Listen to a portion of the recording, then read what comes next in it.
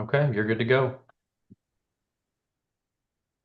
Good morning. It's 10:01 a.m. on September 3rd, 2025. This is a regular meeting of the Kentucky State Board of Elections. I'm Michael Adams, the Secretary of State and Chair of the Board. I'll call us to order, and I'll call on each of our members who's participating today to be recognized in the order that I see you. Member Perry.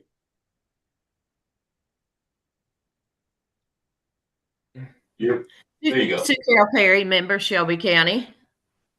Member Owens. Owens, member, Kenton County. Member Sears. Good morning, Mr. Secretary. Dwight Sears, member, Pulaski County. Member Griggs. Julie Griggs, member, McCracken County. Member Brangers. Good morning, Deanna Brangers, member, Jefferson County. Member Ferris. Morning, Eric Ferris, member, Jefferson County. Member Johnson. Jerry Johnson, member, Franklin County. We have a quorum, and so we'll get started. Thank all of you for being here today. Next, we need to take up our draft minutes from our last meeting. I would ask that we correct the draft to have the date. It should be the 19th, and it says the 20th. If we could Yes, we'll fix that. correct that. Yes, thank you. That's all I saw, though. Did anyone else have any changes to the draft minutes? If not, take a motion to approve with that one change. So moved. Second. Moved and seconded. Any discussion? Hearing none, all in favor say aye. Aye.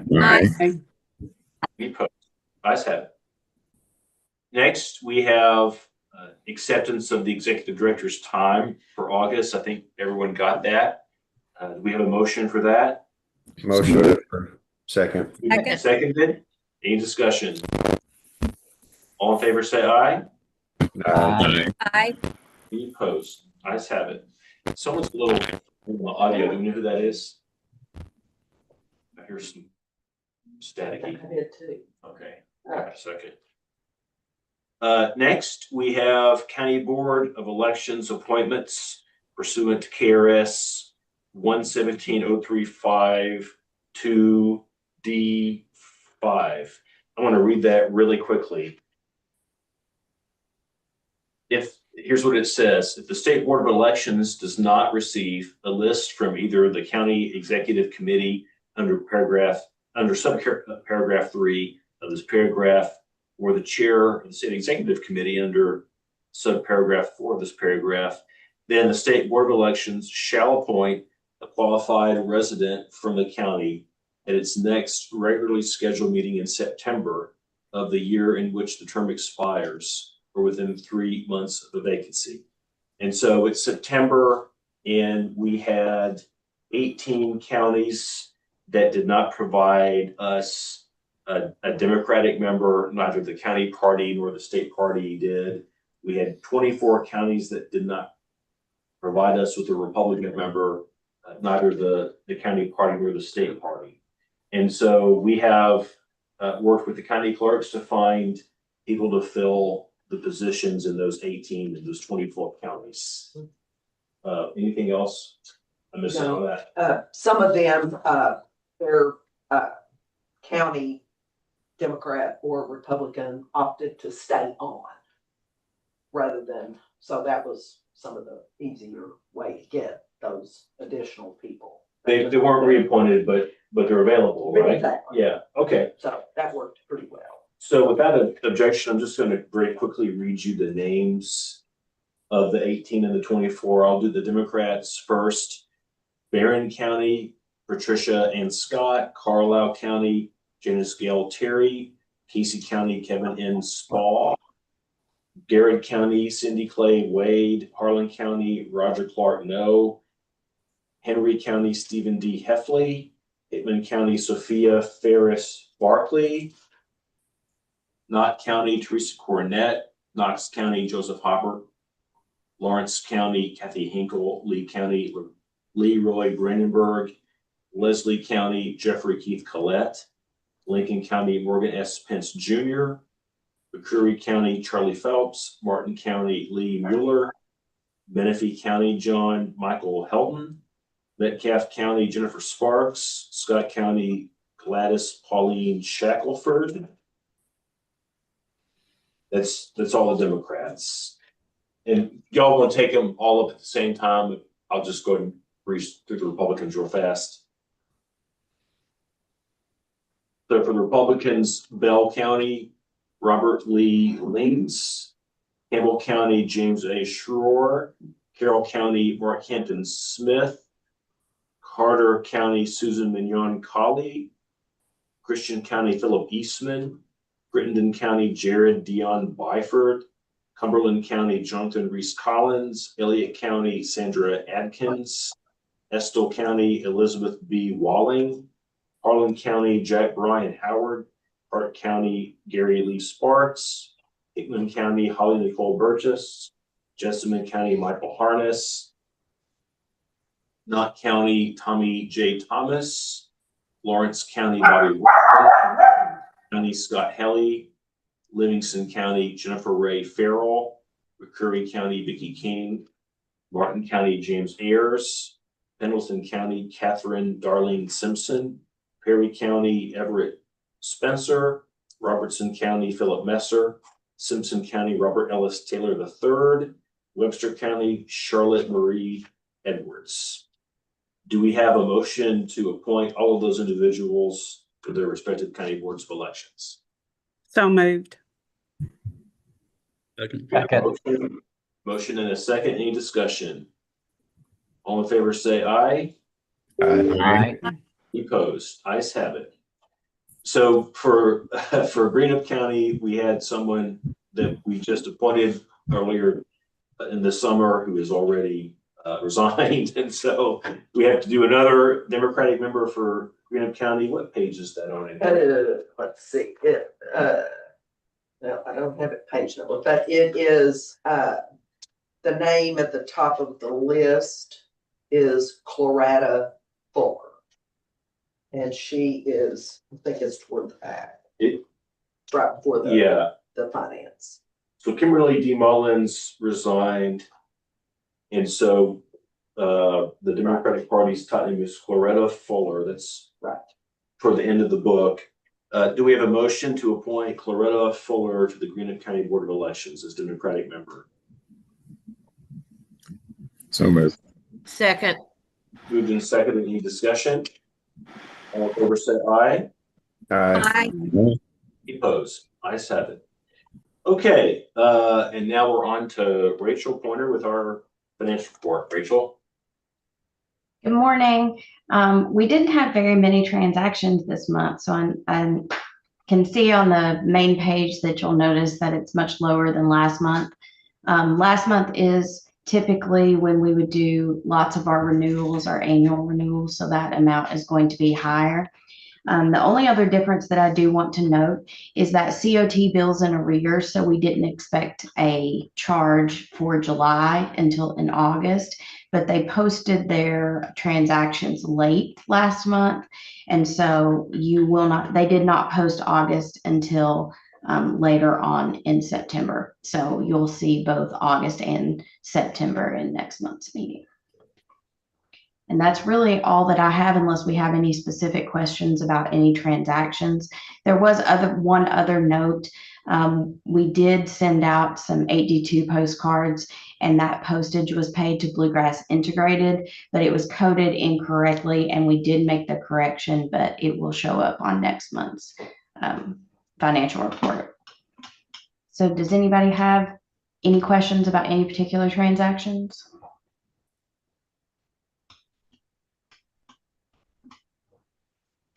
That's all I have. We're in the middle of finalizing our biennial budget, so hopefully that will be done here in the next couple of days, and the due date is October 1st. Okay, any questions for Rachel? If we don't have any, let's take a motion to approve the financial report as submitted. So moved. Second. Moved and seconded. Any discussion? Hearing none, all in favor say aye.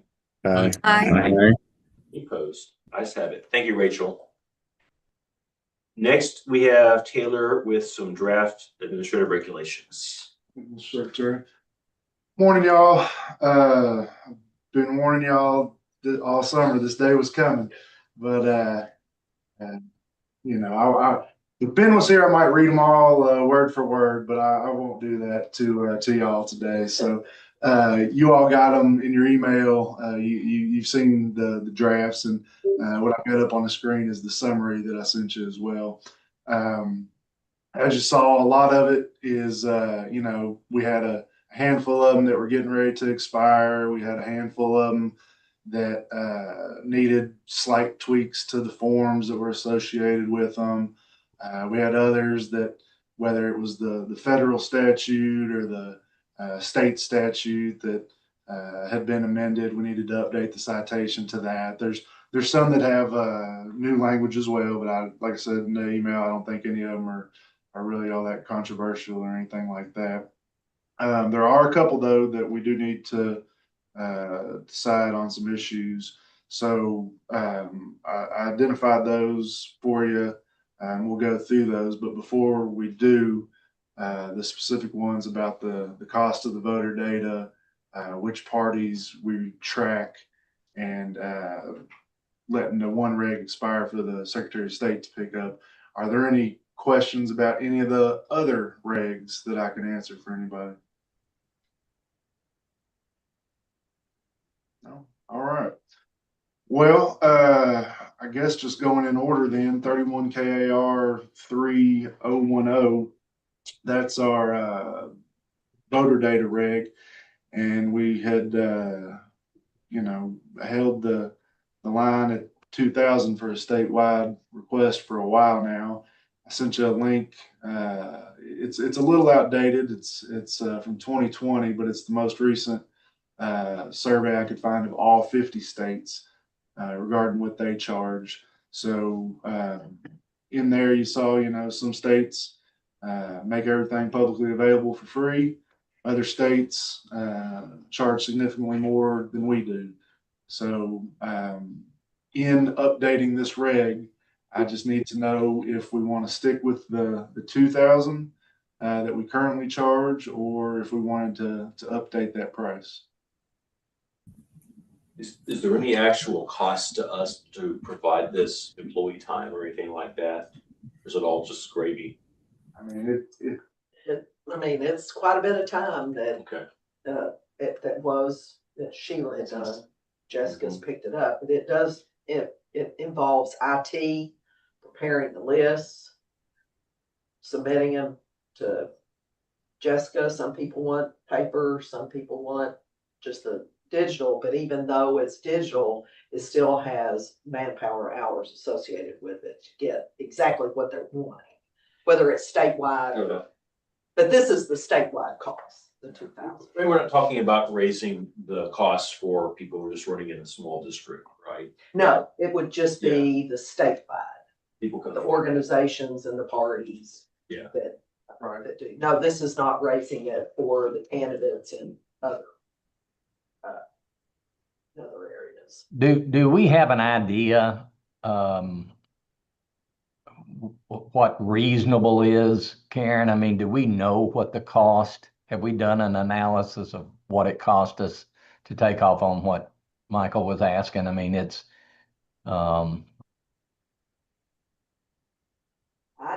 We really haven't. You've made a good point. We really hadn't done that. We've done more research on what other states charge for that statewide list, and we're probably at the bottom of the list of what other states charge. I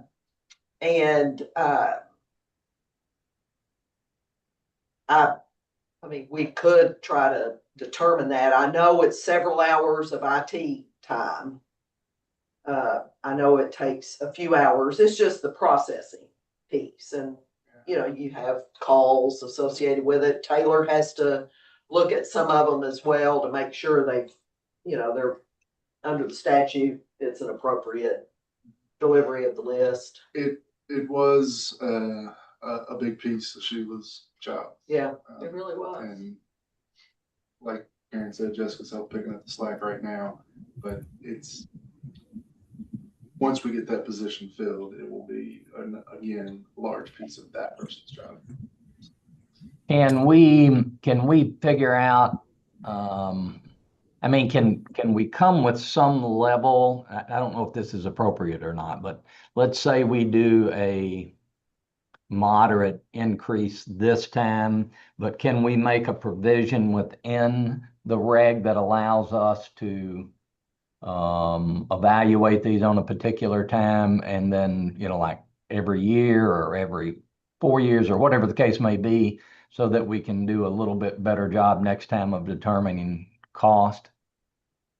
Is that possible, or do we have to just change the reg every time we do it? No, that's a great idea, Member Johnson. To I'm envisioning some kind of tied to the rate of inflation or something like that. We could do that. Or I'll throw this out there too. I know I mentioned it a couple months ago. I don't know if it's exactly going to achieve what you're looking for, but Alabama, theirs is the most, but it's the most because it's based off of how many voters they have. It's a penny a voter. So that also, I guess, takes into account the rising cost, assuming we continue to register more voters here in Kentucky. In Alabama, can you just ask for the Democrats or just the Republicans? Yeah, okay. What do you want? But we don't currently provide for that, right? So either you get it or you don't. You could get whoever you want. Okay, okay, good. I know it varies, Taylor, but is there any way of knowing how much time is invested in each one of these? To Jerry's point, just for sake of conversation, if we're talking 4 hours, it's hard to just bill for 4 hours because it's actually 4 hours that you're pulling away from other duties. So really, you need to charge 8 hours to catch back up with your day-to-day duties. So I'd be curious to know if you're talking, right, Republican or Democratic or both, how much time do we have actually invested in these requests? Right. They just, unfortunately, Sheila would have been the one to answer that question. And I don't think,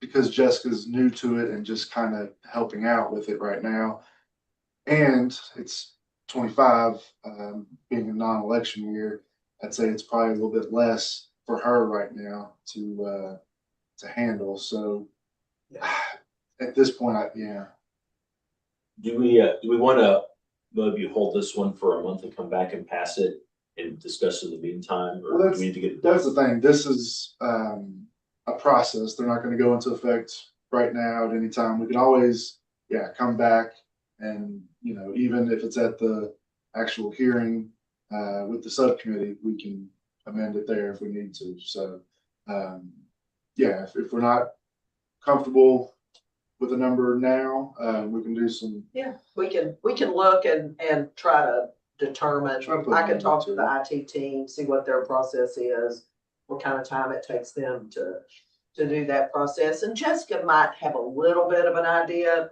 enough that we could see, but Taylor is right. It was a huge part of Sheila's job in election years. Election years. Did you all come today with any kind of recommendation in the back of your mind? Or I don't. I didn't either. If the board wants to, we've had this discussion where we just do like other states, including Ohio, to the north of us. If we put everything out there, that's an option. If we start charging a penny a voter, that's an option. If we keep a flat rate that's more. If we go from 2 to 4 or 2 to 5, that, an incremental, I don't remember who mentioned the incremental. I think that was you, Member Johnson, that, if you moved it from 2 to 4, then you have something that in 4 years you can look to raise it again, should we need to raise it if, okay. So. Why don't we do this, unless members disagree? Maybe we come back in a month with a little more math on what it costs to do this. And also maybe we borrow language from KREF on how they adjust contribution limits for inflation. I forget how they do it, but it's tied to the CPI or something. And so maybe we come back in a month and we have a round number based on the information that we found, and then we index it to inflation. Yeah, I like that approach. I also, you said something, Karen, I guess I hadn't really thought about in this day and age, was paper copies. I mean, I'm not sure. I mean, it's got to be more cost associated with hard copies than it would be electronic copies, I would think. So number one, do we want to do paper copies? Is there something requires us to do paper copies in this day and age? And if we do, we should look at the difference in cost associated with paper copies versus electronic, because it's got to be more. Actually, the ones that are statewide, I'm not sure we've gotten a request for a paper copy for a while. Those are all requested digital. The paper copies come from candidates, particularly now that the county elections are coming up in the next year. Probably more requests for counties or precincts, magistrates that only represent so many precincts. And that's where we really end up, I think, with more of the paper copies now than we do with the statewide. So, and we do adjust when they request paper. I mean, we charge per page for that. And it's minimal. Yeah. 10 cents a page or so.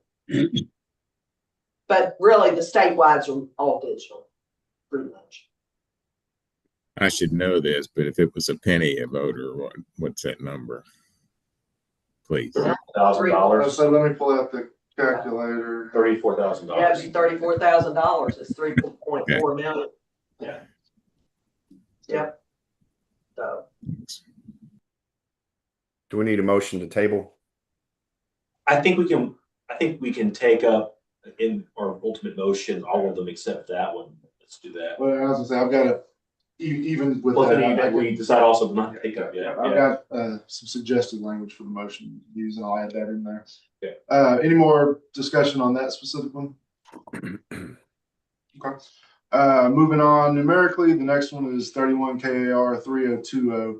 That one is one that was getting ready to expire, or is going to expire next year, that we needed to address anyway. And you look at it, with the changes with the board and the secretary relationship that have happened in the last, this is 7 years that these things have a life cycle for.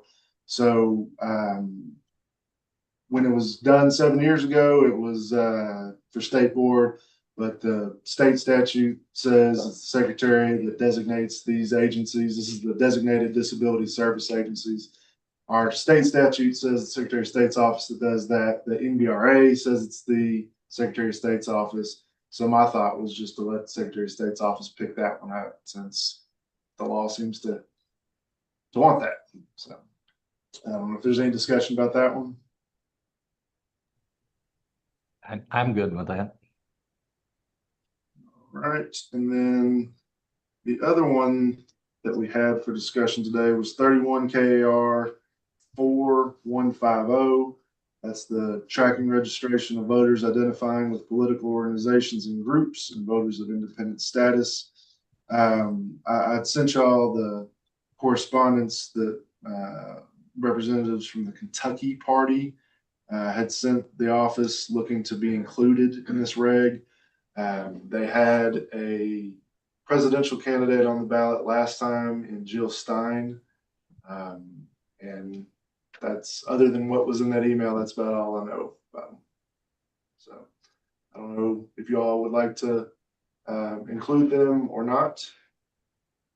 So do we have discretion on that or not?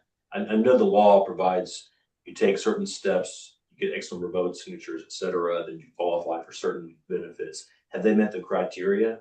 So that's just for ballot access. This Okay. is whether we track them track their registered voters by number or not. Oh, okay. Yeah, that's all. that's a separate issue that they'll have to address in the next cycles coming up.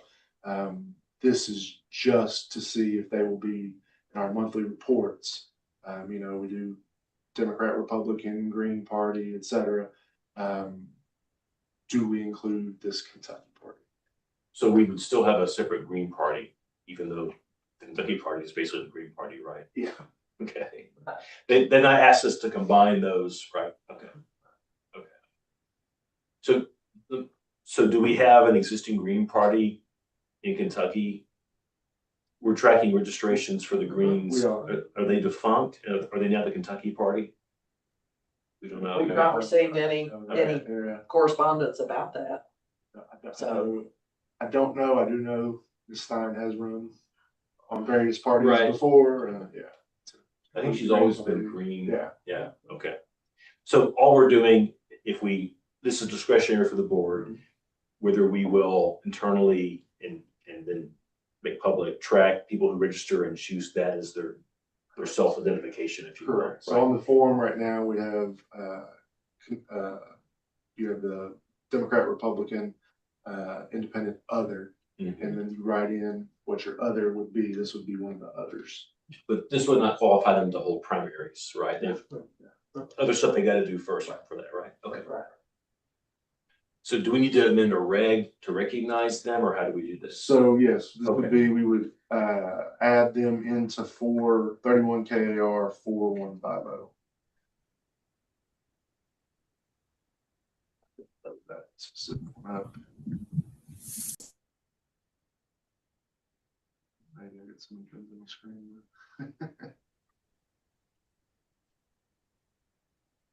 So yeah, there was some statutory cleanup in this one anyway. So it's got to be amended, but yeah, it would just add them here to the list. So as you see right now, we're doing Constitution, Green, Libertarian, Reform, Socialist Workers. I think several of Oh, those parties are defunct, actually. I thought this was sharing, I'm sorry. Yeah, and I'm open, that I only framed it in adding if we want to eliminate too. That's option. I think the Reform Party's gone. I think when you had in there was probably gone. Oh, here we go. Yeah, the Constitution Party, they haven't been around for a while, I don't think. They were big 25 years ago, 30 years ago. The Socialist Workers Party, I don't know that they exist anymore. Have we had registrations under those parties recently? It's a good question.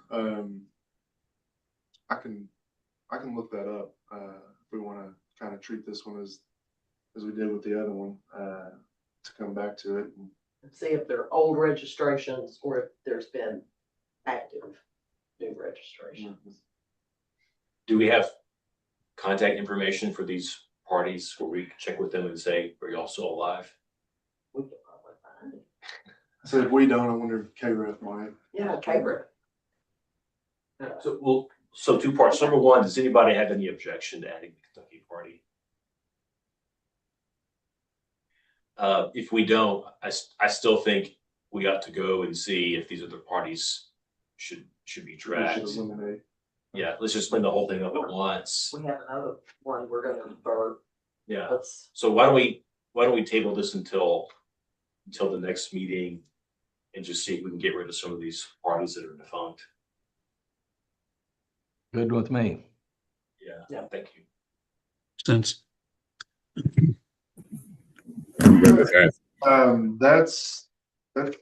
Oh, well, and there's, Mr. Secretary pointed out there's a slight typo in 31 KAR 6030, the very last one, our uniform definition of a vote. It's on page 8 there where I had eliminated some stuff. I just need to put some brackets around there. So it's nothing substantive or anything like that, but just bring that to y'all's attention. So then I'll offer one more time. Is there any, are there any questions that I can answer about any of these at the moment? All right, then I guess I would ask board for a motion to adopt all of these amendments, subject to any non-substantive revisions that LRC says that we need, and the future amendments that we will make to 31 KAR 3010 and 31 KAR 4150, those being the cost of the voter data and whether we eliminate some of these parties that we may not be getting registrations. So move. Second. Do we think that's clear enough for the minutes? I'll work with him on it. Okay. I'll work with you on that language. I think he was just trying to put the language in about LRC. Yeah. Okay. That they, But I think everyone understands what we just voted. Yeah. Or what we just moved to do. Okay. We'll make sure. we'll Yeah. make sure that we get the motion. Okay. Moved and seconded. Any discussions? Who did the second? I got Jerry. I did. Oh, okay. Thank you. Any discussion? Hearing none, all in favor say aye. Aye. Aye. Those ayes have it. Okay, I think that's our paperwork for the moment. Now we have Karen Sellers, our executive director. Thank you, Mr. Chairman. Not very much to report this time. You know, it is an off year for elections. We're continuing to work on multiple projects that we find this is the best time to work on these projects because it's a little quieter in terms of not gearing up for elections. And now we have, but we are gearing up for the May primary, I guess you could say. One of the things that we've done in the last month, maybe 2 months, you all have approved the MOUs that we've done with other states. We have done exchange of data with 2 or 3, Ohio being one of them. We're about to exchange the data with Tennessee, West Virginia. We've done some of the other states and moving through that list maintenance process to continue to catch those movers crossing state lines. And it seems to have worked very well. The states have been great to work with our IT team. So I'm real pleased of how that's progressing. Just wanted to add that in. So that's my report, Mr. Chairman. Okay, any questions or comments for Karen? Is there, since we've got the elections coming up next year and we have some time in between, is there anything that we experienced previously that we should focus on in terms of clarification or requirements or whatever in terms? I noticed a couple of things got addressed in the administrative regs, but is there anything from a timing perspective we need to clarify or make sure that counties understand that we're expecting to try to avoid a couple of the glitches from last time? If I may, Member Johnson, yeah, that was one. I put one of those, well, 2 of them, I guess, in the regs that were our biggest timing issues from last year. One of those being the county plans, and that got addressed statutorily. So our admin reg is really reacting to the statutory change. But then the other one, which we saw being an issue in some of our larger counties, especially, was the updating of the e-poll books before the opening of the polls, and that was an issue that slowed the process down for some voters last time, and so we're trying to eliminate that, and we'll go through this. We've got a 2-hour window at the KCCA next month. We'll hit them with all these changes next month, and then we'll just repeatedly going into 26 remind them of these timing changes. Okay. Thank you very much.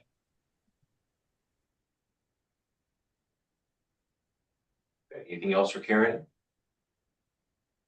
Okay, thank you, Karen. Do we have Kevin Alexander here today? I don't see him on. Yeah, I don't think so. We only need security. We don't need legal, we don't need litigation. Okay.